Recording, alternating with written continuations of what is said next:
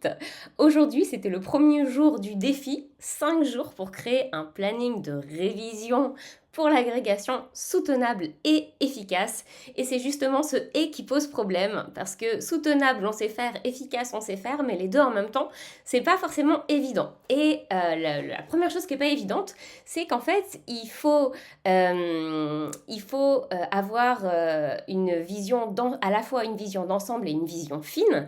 Et donc, moi, je vous ai découpé en petites tâches, en petits morceaux, 15 minutes par jour de vidéos, consignes, pour vous aider à créer ce planning ambitieux, mais nécessaire. Donc, on y va aujourd'hui pour la première étape. On se rappelle que, donc là je vous présente un petit peu le défi, le résultat visé c'est d'apprendre à créer un planning efficace et soutenable pour réviser l'agrégation. Donc il nous faut cette vision macro, c'est un rétro-planning annuel qu'on fera à la troisième étape. Il nous faut une vision micro, qu'est-ce que je vais faire cet été précisément, quel jour. Et puis il nous faut des stratégies transférables, les pièges à éviter et les règles de base pour construire ce planning efficace et soutenable pour pouvoir répliquer cela à la rentrée. Donc, les outils. Donc, je vous en parlais, c'est une page dédiée. Vous pouvez y aller dès maintenant en même temps que vous écoutez ou que vous regardez mon défi. Donc, c'est www.marimotard.com défi sans accent _du6 planning. Et sur cette page, que je vous montrerai tout à l'heure si j'arrive à partager encore mon écran, vous allez pouvoir avoir accès à toutes les ressources et je les diffuserai au fur et à mesure des jours qui passent. Alors, c'est un planning, une formation en 5 étapes. 5 étapes pour bâtir un planning soutenable et efficace. L'étape numéro 1, celle qu'on fait aujourd'hui, c'est s'orienter. Étape numéro 2, se fixer des limites. Étape numéro 3, faire un rétro-planning annuel. Étape numéro 4, construire son planning de l'été. Et en numéro 5, on fera un bilan et on regardera les stratégies à dupliquer. Donc je pense que pour l'instant, il n'y a pas d'autres explications, c'est assez clair. La clé pour réussir, le planning idéal, c'est le planning que j'arrive à tenir. Ça n'existe pas le planning idéal. Chacun a un planning qui va lui convenir. C'est pour ça qu'il faut pouvoir l'adapter. Donc, la première étape, c'est s'orienter. Vous avez vu ici, j'ai fait une petite courbe. Aujourd'hui, les écrits, les oraux, donc c'est assez basique. Et aujourd'hui, il y a de fortes chances que pendant le live, pour certains, j'enfonce des portes ouvertes. Mais quand on s'apprête à préparer la grecque sérieusement, il y a des passages obligés et je voudrais surtout pas que vous passiez à côté. Donc même si c'est votre deuxième tentative, soyez attentifs parce que vous pourriez capter certains détails qui vous auraient échappé la première année. Tout d'abord, vous allez noter que dans ces deux courbes-là que j'ai tracées, la progression n'est pas fixe et ça reflète bien la progression qui se passe pendant l'année. Généralement, c'est d'abord une croissance lente, puis exponentielle entre le début de la préparation et les écrits. Et puis après les écrits, elle augmente de manière proportionnelle jusqu'à atteindre une sorte de palier juste avant de passer les oraux. Donc il faut avoir conscience de cette courbe de progression pour ne pas s'attendre à progresser de manière rectiligne parce que parfois on fait beaucoup de choses mais on doit attendre pour voir vraiment le fruit de son travail. Et la morale de l'histoire évidemment c'est de ne pas se décourager. Donc c'est impératif de connaître les dimensions du moule. Qu'est-ce qu'on attend de moi pour l'agrégation? L'agrégation, c'est un exercice très normé. C'est pas une question d'être brillant, il faut être stratégique. Donc j'imagine que la plupart d'entre vous ont déjà regardé les programmes pour 2025, donc ça va vous paraître une évidence. Vous avez peut-être déjà lu 1 ou 15 rapports de jury, mais faisons comme si vous partiez de zéro. Ne vous dites pas, cet atelier, c'est pas pour moi parce que ça fait déjà 2 ans que je passe la grègue. Et parfois, regardez comment font les autres, ça peut vous aider à passer un cap ou à rectifier le tir.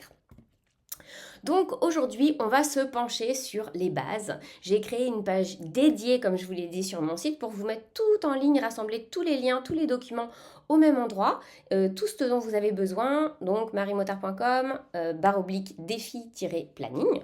Et puis chaque jour, je mettrai en ligne tout ce dont on a parlé pendant le live, tous les documents, les templates pour vous aider à construire, pour vous donner des outils pour construire ce planning.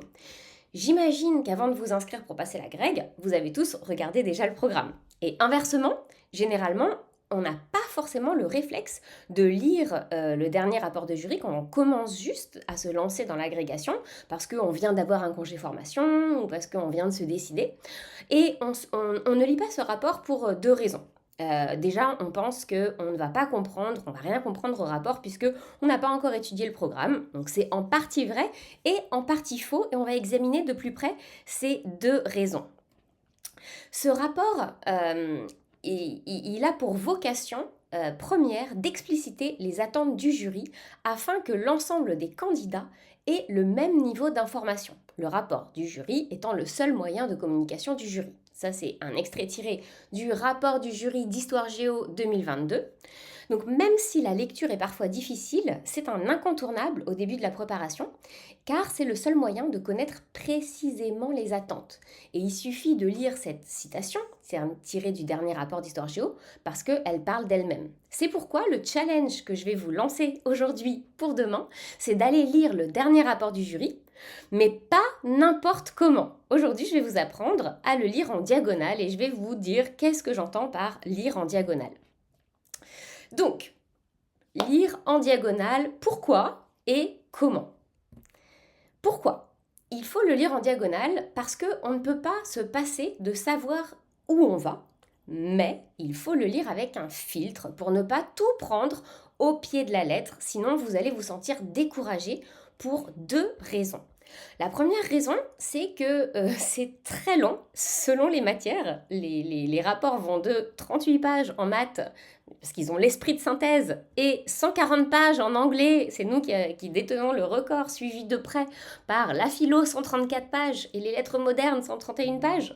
Donc d'ici demain, je pense que personne n'aura envie de se farcir, ne serait-ce que, désolé l'expression, 50 pages écrites dans une langue très jargonnante.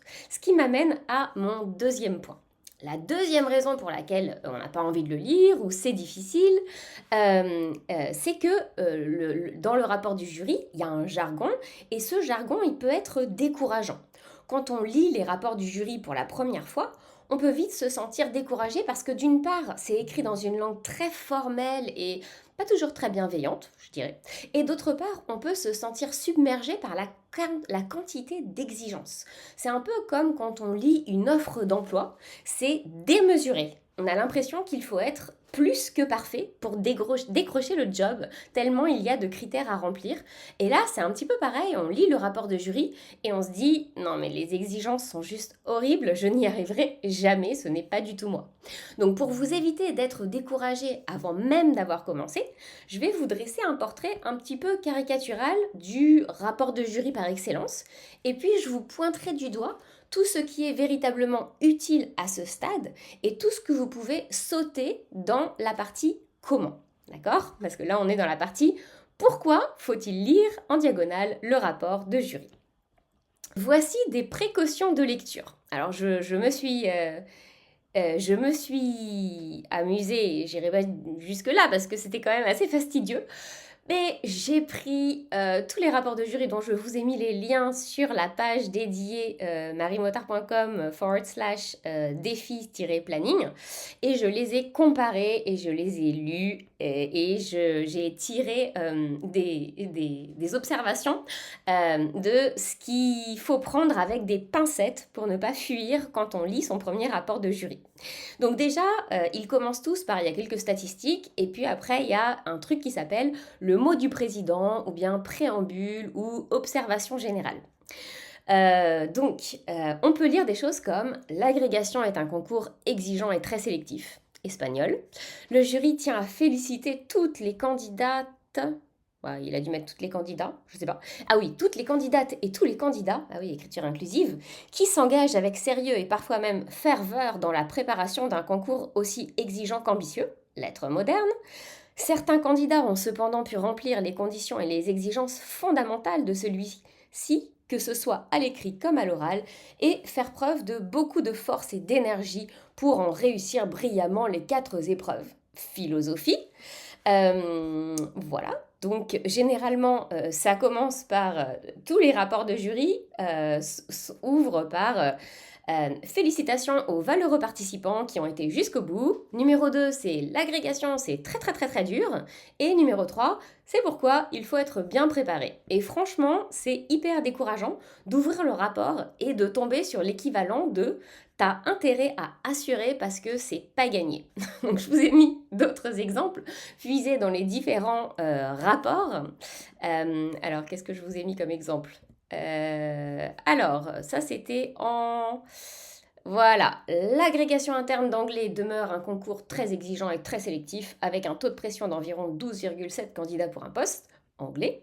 Un concours tel que celui de l'agrégation ne s'improvise pas, il demande une préparation rigoureuse, souvent de longue haleine, qui s'intéresse à tous les points du concours allemand. Le jury attend du candidat qu'il montre sa capacité à s'engager dans un véritable échange scientifique ouvert et instructif, maths. Les épreuves sont résolument professionnelles, mais un haut niveau de connaissance est attendu pour choisir, argumenter et justifier. EPS. Donc, aucune matière n'est épargnée. Et alors, la formule qui m'horripile le plus, c'est quand ils vous font sentir qu'ils en ont marre de répéter la même chose, avec des amorces comme il est une nouvelle fois opportun de rappeler, ou alors on ne saurait trop rappeler. Pourtant, ils devraient être habitués à répéter, parce que quand on est prof, on répète tout le temps. Et ça donne des commentaires comme il est une nouvelle fois opportun de rappeler que la réussite au concours interne de l'agrégation est liée à la qualité de la préparation à chacune des épreuves présentées. La préparation des candidates et des candidats au concours doit les conduire à réinterroger les savoirs disciplinaires accumulés tout au long de leurs études. Rien que ça, éco-gestion.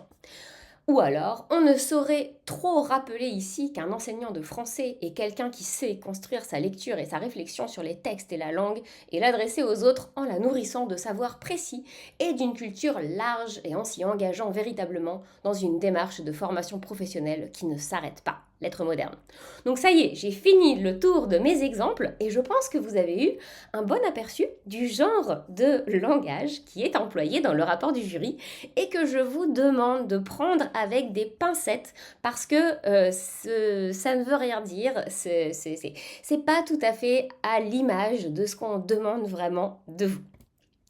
Donc, qu'est-ce qu'il faut lire en vrai pour comprendre les attentes sans se décourager? On arrive au comment de cette partie. Moi, mes conseils de lecture, c'est de garder tout ce qui est méthodologique et conseils transférables. Par exemple, nous avons déploré que, on se fait une petite liste de tout ce qu'il ne faut pas faire. Par exemple, la structure attendue pour chaque épreuve. Évidemment, on la note. Ou, en lettres modernes, en grammaire, la liste des sujets qui peuvent tomber à l'oral. Bien sûr, il faut la noter. Et qu'est-ce qu'on raye? Et carrément, on ne le lit pas, on le lira plus tard, quand on connaîtra, quand on sera rentré dans les programmes, c'est les statistiques, et encore on peut parfois s'en passer, les corrigés ou les pistes de corrigés, et puis les digressions ou les lectures supplémentaires, parce que ça ne suffit pas, les 130 pages, il faut enrichir sa culture. Donc voilà mes conseils pour faire cette lecture en diagonale, et la preuve par l'exemple, parce que j'aime pas donner des conseils et ne pas vérifier si ça marche. Hier, j'ai pris le rapport de lettres modernes, donc c'est le deuxième plus grand, là, 130 et quelques pages, et je me suis amusée à fluoter qu'est-ce que je lirais si j'étais candidat en lettres modernes et que je voulais relever le challenge pour demain. Et alors, je sais pas si vous voyez très bien sur mon écran, parce que c'est pas très grand peut-être sur votre écran, mais en gros, tout ce qui est en violet, c'est ce que j'ai fluoté, et ça fait un total d'une vingtaine de pages sur 131. Donc, c'est faisable de le lire pour demain. Donc, l'objectif d'aujourd'hui, c'est avoir une vision globale du parcours. Quelle œuvre ou quels thèmes sont au programme? En quoi consistent les écrits? En quoi consistent les oraux? Quelles matières, compétences transversales dois-je travailler tout au long de l'année? Alors, des exemples pour chacune de ces catégories. Quelle œuvre, quels thèmes sont au programme? Est-ce qu'il y en a qui ne sont qu'à l'oral? Par exemple, en littérature, en lettres modernes, la littérature comparée, c'est seulement à l'oral. Donc il faut bien savoir qu'est-ce qui est pour l'écrit, qu'est-ce qui est pour l'oral. En anglais, la didactique, c'est seulement pour l'oral également, mais par contre, ça peut commencer à se travailler en amont. Après, en quoi consistent les écrits? type d'exercice, nombre d'heures des épreuves, est-ce que c'est des dissertations, est-ce qu'on peut faire des tableaux. Je sais que certaines épreuves scientifiques, on favorise, on demande carrément, on vous montre la copie d'un candidat qui a bien fait un tableau pour répondre aux questions, ce qui serait pas du tout opportun dans une copie de lettres modernes. Il est rappelé dans le rapport du jury qu'on ne fait pas apparaître les titres, par exemple. En quoi consistent les oraux? Donc type d'épreuve et de sous-épreuve. Il y a des candidats, et ça m'a vraiment beaucoup surpris, qui demandaient sur les forums en quoi consistaient les oraux parce qu'ils venaient d'apprendre qu'ils étaient admissibles. Alors je comprends qu'on ne s'attend pas toujours à être admissible, mais c'est beaucoup trop tard pour s'y préparer correctement si on découvre la nature des épreuves orales quand on découvre son admissibilité. Ensuite, quelle matière, quelles compétences? Transversale. Dois-je travailler tout au long de l'année? Il y a des choses qu'il faut faire dès maintenant. Et en fait, ça ne demande pas beaucoup de temps, mais ça demande de le faire systématiquement. Et je vais vous donner 2 exemples. L'orthographe. L'orthographe, c'est pénalisé quelle que soit la discipline. Dans le rapport d'EPS, il est écrit noir sur blanc qu'on peut perdre jusqu'à 2 points à cause de l'orthographe. Dans le rapport de lettres modernes, c'est limite écrit que c'est rédhibitoire. Donc, télécharger un dictionnaire sur son téléphone, vérifier à chaque fois qu'on écrit un mail, un SMS, n'importe quoi, à quelqu'un, dès qu'on a un doute sur l'orthographe de quelque chose, on vérifie. Et ça se travaille tout au fil de l'année. On ne peut pas le faire d'un seul coup. On ne peut pas le programmer dans son emploi du temps. C'est un réflexe à avoir. Autre chose, la lisibilité de mon écriture. Ça revient aussi pas mal comme commentaire. Donc si j'écris mal, ce n'est pas parce que je vais me dire le jour du concours que je m'applique que ça suffit. Il faut qu'au cours de la préparation, vous rendiez vos copies manuscrites scannées, même si c'est moins pratique pour le correcteur, parce que justement, on a besoin de s'entraîner à écrire à la main. Et si vous devez améliorer votre écriture, c'est pas le jour J que ça va se faire, c'est justement en ayant pris des bonnes habitudes, en rectifiant, en écrivant moins vite, en prenant ce temps tous les jours. Voilà. Récapitulatif de l'étape 1. L'étape 1, c'était s'orienter. Lecture avec prise de notes pour demain, avant de passer à l'étape 2. Donc, lecture des programmes et du descriptif des épreuves et lecture en diagonale des rapports de jury. Je vous rappelle que demain, on va passer à l'étape 2, se fixer des limites. Et quoi qu'il arrive, si vous voulez aller regarder, toutes les ressources sont sur mariemotard.com/défi-planning. Donc, toutes les ressources sont sur ce site. Et donc, moi, je vous dis à demain. Au revoir.